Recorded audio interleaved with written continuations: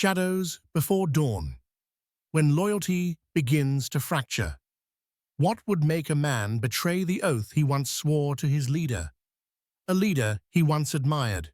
A nation he once believed in. By the summer of 1943, Germany stood on the edge of a crumbling empire. The tide of war had turned. The once unstoppable Wehrmacht was being pushed back on every front. In the east, Stalingrad had become a graveyard for hundreds of thousands of soldiers.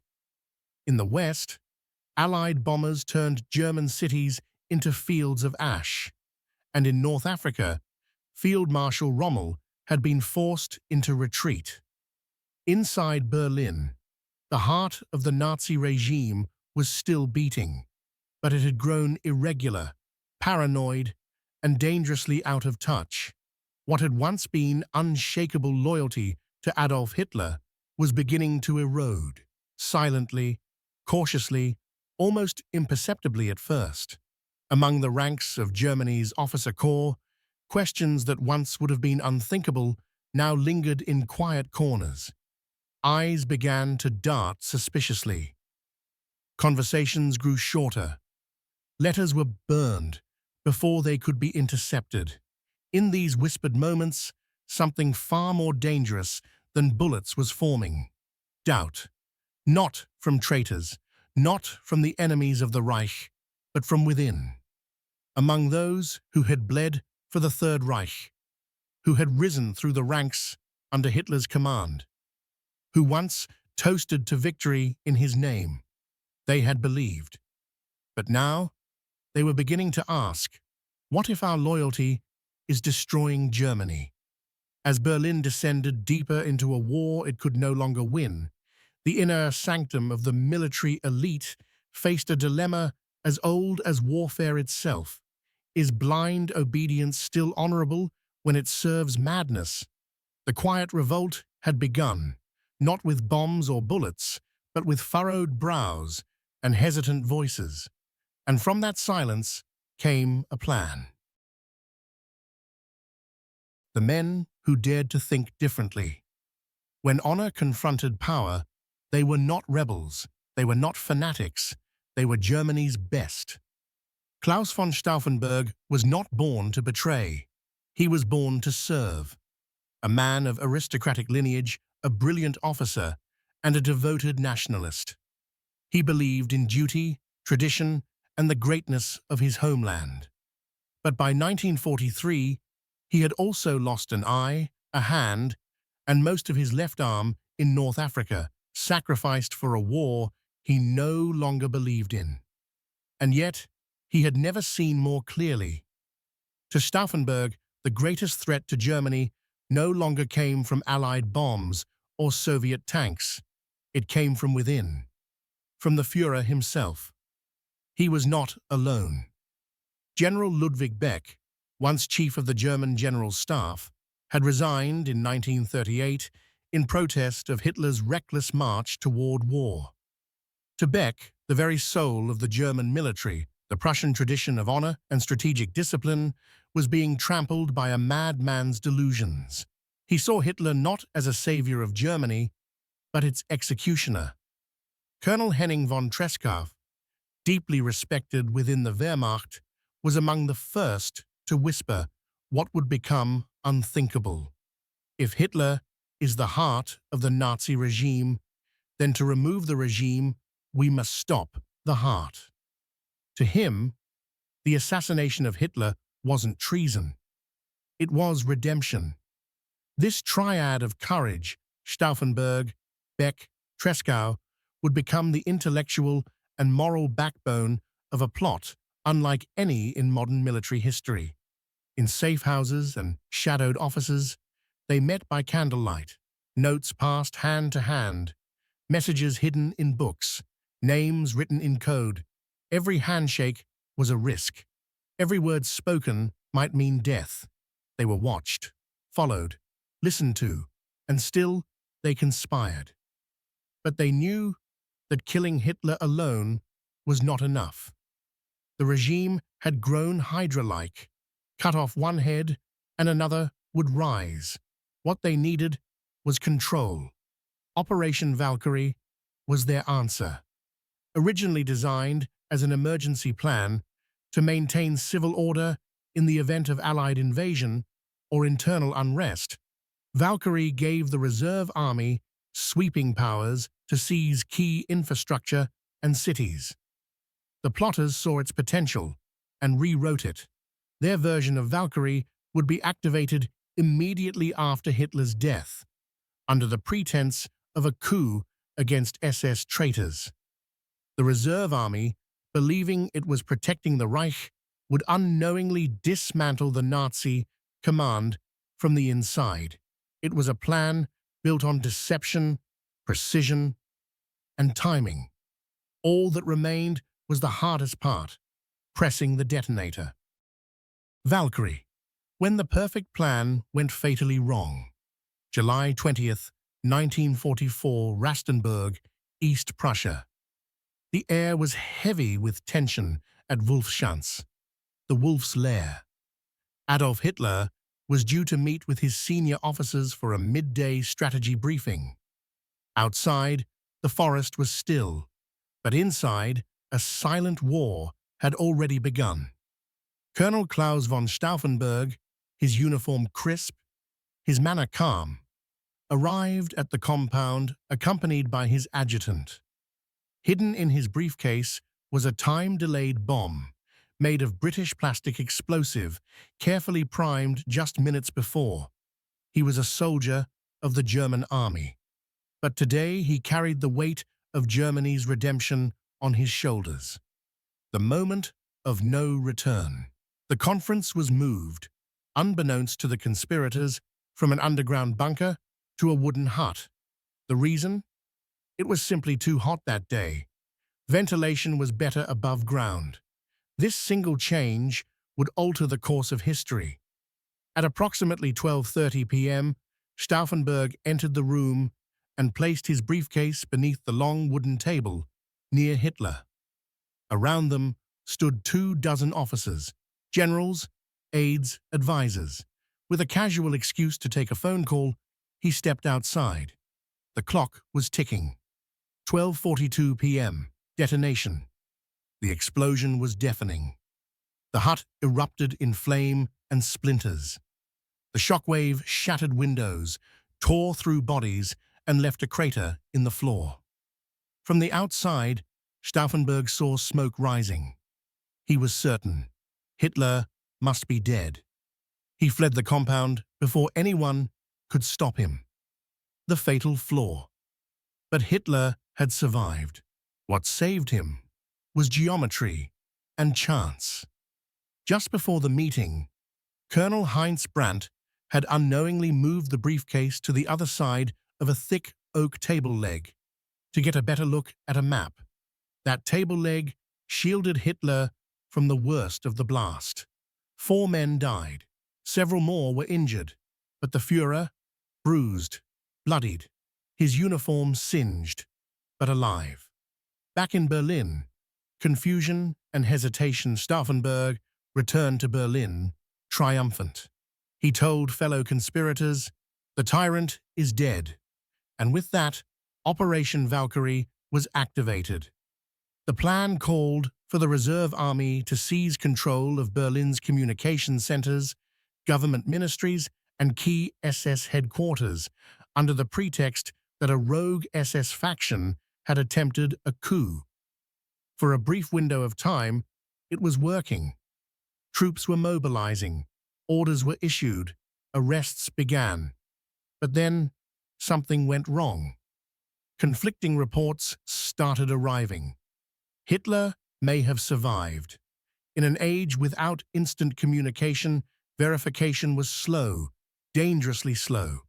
Hours passed. Doubt crept in. The reserve army, led by General Friedrich Fromm, hesitated. Some officers refused to act until confirmation. Others started making calls to the wrong people. Goebbels, still holding the propaganda machine, released a nationwide radio broadcast. "The Führer lives, the traitors will be destroyed." The coup fueled by shock, speed, and secrecy, began to unravel. The window closed. By early evening, Hitler had spoken directly with key generals by phone. His voice, angry but unmistakably alive, spread like wildfire. Sympathetic officers withdrew support.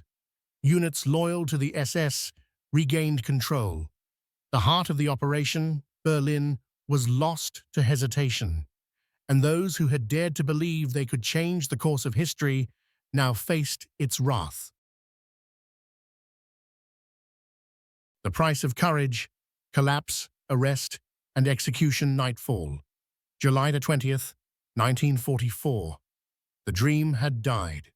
The rebellion, so carefully planned, so boldly executed, was now disintegrating, minute by minute.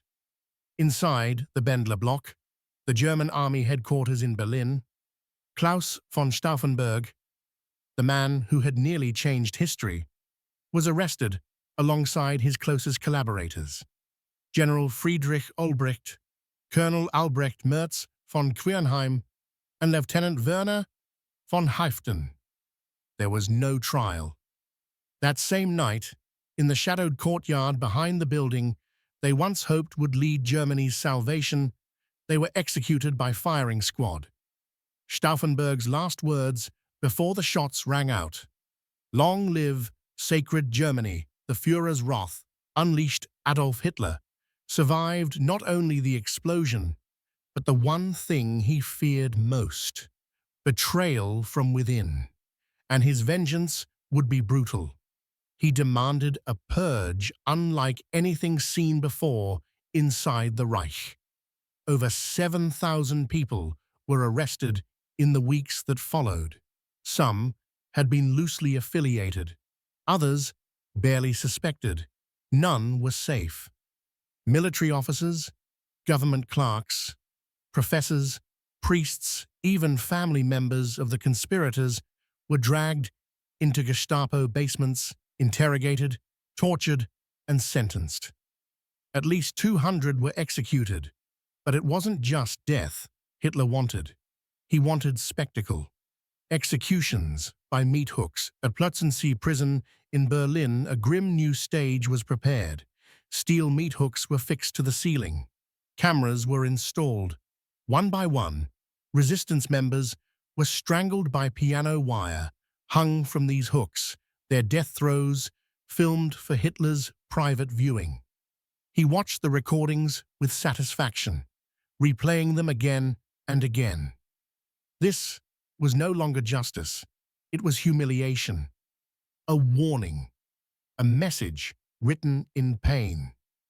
This is what happens to those who dare defy the Führer. The fall of the Desert Fox Field Marshal Erwin Rommel, the legendary Desert Fox, hero of North Africa, was one of the regime's most respected and beloved generals.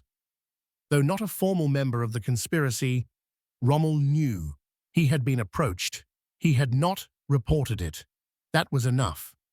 But Rommel was too popular to be publicly tried. So the regime offered him a deal. Swallow the poison, and we will spare your family. On October 14, 1944, Rommel was escorted from his home in Herrlingen. He stepped into a car and never returned. The official announcement claimed he died from war wounds. The truth? He had been murdered by loyalty. Honor becomes treason. Across Germany, military men now lived in fear, not of the Allies, but of their own government. To question Hitler was no longer dissent, it was suicide. The army, once seen as the disciplined heart of the nation, was now compromised, fractured, and surveilled. Gestapo informants infiltrated every level. Old loyalties were shattered. Trust became a liability. The conspirators had tried to save Germany from Hitler. Now their names were being erased, from the military rolls, from public record, from memory. But their deaths would not be in vain forever. The good Germans. When history is no longer black and white, history often chooses sides, heroes or villains, traitors or patriots. But reality is rarely so clean. The men who dared to assassinate Hitler on July 20th, 1944, were not idealists detached from power. They were insiders, deeply embedded in the German military machine. They had once served the Reich. Some had even believed in it. But something shifted. They had seen too much. Cities turned to ash. Soldiers sent to die in hopeless campaigns. Families destroyed by ideology. Innocents murdered behind closed walls. And through that horror, a line emerged in the hearts of men like Stauffenberg, Beck, Tresckow, a line that, once crossed, demanded action. Not just politics, a matter of conscience. This was not a coup for personal gain. There was no promise of power, no position awaiting the victors. It was a sacrifice, calculated, courageous, and almost certain to fail. Stauffenberg, in a private letter to his wife Nina, wrote, "The whole world will pass judgment on us now, but the responsibility is ours, and we cannot leave it to someone else."